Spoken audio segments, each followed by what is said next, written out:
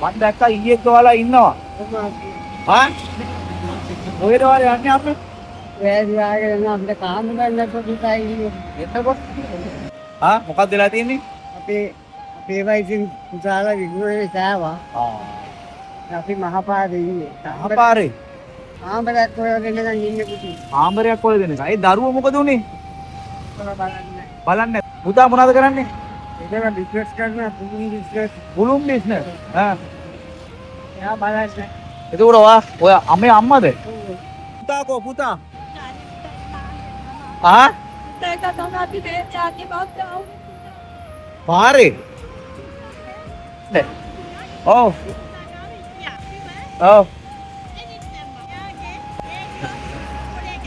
අද විතිවා.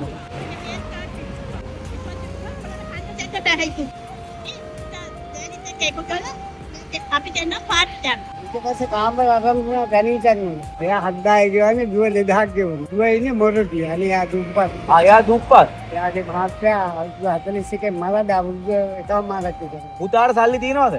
ඌ ජපන් දීලා ආවේ. වාහනක් තියනවා. වාහනක් තියෙන ජපන් දීලා ඇවිල්ලා කටේ එකේ කුණ ගත්තා. ඒගොල්ලෝ අම්ම නැන්දම්මයි මාමණ්ඩියයි තමයි.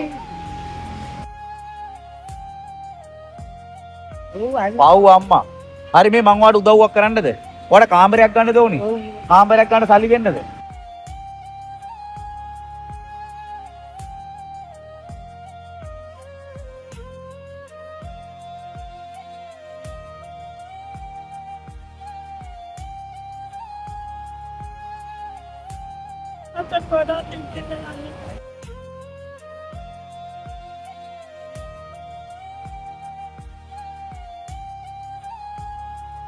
හරි එන අපි යනවා මුල්සරණ. සර්ණයි දෙවියන්යි.